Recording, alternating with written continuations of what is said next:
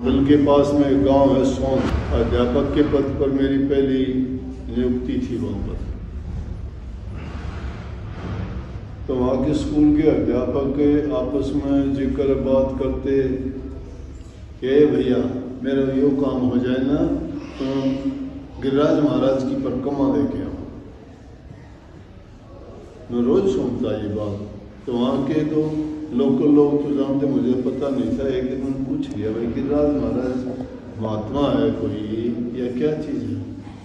बोला अरे भैया गिरिराज महाराज मथुरा में बहुत बड़ा वो स्थान है जहाँ कृष्ण जी रहे, और जो कोई सच्चे मन से मान्यता मानता है ना उसकी सब इच्छा पूरी होती। चल हम भी जाएंगे इस बार, आप ही भी ले चलें। मतलब मेरी इच्छा तो नहीं है कोई। अरे इच्छा कुछ भी कछो मांग लियो, मैं क्या मांग लूँ, मन में है नहीं। मेरा फिर भी चलो देख आइए। मैं चलो भाई इतनी बात से तो देख के आएंगे। गया उनके साथ परिक्रमा करने लगे। मैं कितना टाइम लगे, रात के 12-1 बजे के शाम को शुरू करी थी। रात को पूरे पैर नंगे पैरिंग करनी पड़ती थी, और पहाड़ी के नीचे छोटी छोटी कंकर बजर जो पड़ा रहता है साथ में, पैरों में आगे छाले बड़े बड़े, चलना भी मुश्किल हो गया। तो जब तो नहीं पता था, उसके बाद भी कोई खास नहीं, लेकिन बाद में पता लगा कि ये वो पर्वत है। पर्वत तो क्या नीची पहाड़ी है कि एक बार इंद्र के साथ श्री कृष्ण जी की आपस में कोई तकरार हुई। तकरार भी क्या हुई थोड़ा ज्ञान है मुझे, पूरा तो पता नहीं, कि उसके इर्द गिर्द गोपियां बहुत रहती थी। गोपी ये जाति होती है, गवाला जाति थी। उनका काम दूध दही मक्खन ये बेचना, गवों का पालन करना। तो श्री कृष्ण जी भी गाय चराया करते थे। तो वो गाय चराने के लिए पहाड़ी के पास ले जाते, मन में आते कहीं बैठ जाते, बंसी बजाते, गाय चर के और अपने आती शाम को घर ले आते। तो वहाँ कृष्ण जी ने क्या देखा कि गोपियाँ बहुत ज़्यादा वहाँ नाच गाना कर रही हैं, खुशी आनंद मंगल से, बड़ा हर्ष उल्लास से, और अनेक प्रकार के उन्होंने भोजन बना रखे।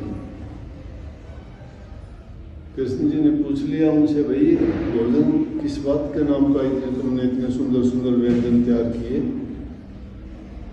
वो कहने लगे कि ये हम श्री कृष्ण जी के लिए तैयार करते हैं, और यहाँ पूजा करती हैं। और मैं बोला श्री कृष्ण जी आते ही नहीं तो क्या पूजा करते हैं? वो आते हैं क्या? भोग लगाते हैं कभी? बोला ना। बोला यहाँ सारे एरिया में वही तो बरसात करवाते हैं इंद्र की इच्छा के बिना एक बूंद नहीं पड़ती, इसीलिए तो यहाँ इतनी फसल होती है, घास होता है, हमारे पशु चर पी के इतने अच्छे होते हैं। इसी बात को लेके शायद कोई बात होगी, उन्होंने कहा जो आता ही नहीं उसकी क्या पूजा करते? इंद्र नाराज हो। तो 36 प्रकार का भोजन था, वो तो सब मिला मिलू के उसको वो खाती थी, तो उसके कारण उसका नाम अन्नकूट पड़ गया शायद। अब इसी तरह से वो सब प्रकार का मिला मिलू के कूट के नए भोजन तैयार करते, उसको अन्नकूट कहते हैं। सुबह को सब में बांटते हैं। और कृष्ण जी की जब उनके साथ जिद लगी तो उन्होंने पानी बरसना शुरू कर दिया इंद्र ने अपनी दुश्मनी निकालने के लिए श्री कृष्ण से। बोले कि देखो उसकी क्या मजाल की, मेरे को ये कह दे, मुझे नीचा दिखा दे। तो इतनी बरसात इतना पानी हुआ कि वहाँ के लोग त्राही त्राही करने लगे।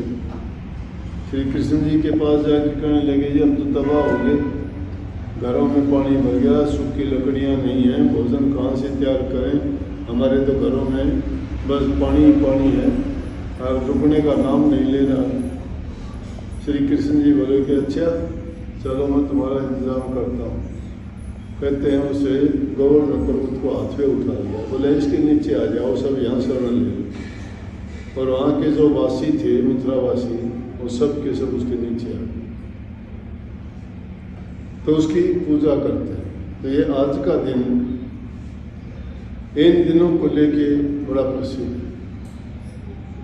तो लोगों की मान्यता है कि जो सच्चे मन से, अभी थोड़े दिन पहले दो साल हो गए, अवसर मिला तो अब भी वो देखने का जाए तो, लेकिन पुरानी जो चीज़ें थी और आज की उसमें बहुत अंतर हो। गोवर्धन पर्वत से मथुरा दूर पड़ती है थोड़ी, लेकिन अब तो वहाँ चारों तरफ दुकानें लगी, बाजार बन गए, मंदिर हैं, पैर रखने को भी जगह नहीं मिलती। लेकिन उस ज़माने में तो साधु लोग, उनकी आस्था है, जिन लोगों की मान्यता होती है, कोई दंडोत पूरा ज़मीन पे लेट के उसकी परिक्रमा करता है, कोई अलग अलग तरीक़ों से, कोई पत्थर रख लेता है, एक यहाँ से उठाया फिर वहाँ रखा फिर रखा, कोई 200 कोई 400 कोई हज़ार पत्थर रखे। बड़े साधु योगी लोग भी श्री कृष्ण जी की पूजा करते हैं। तो आज का दिन दिवाली के बाद में ये उनकी पूजा का विधान है।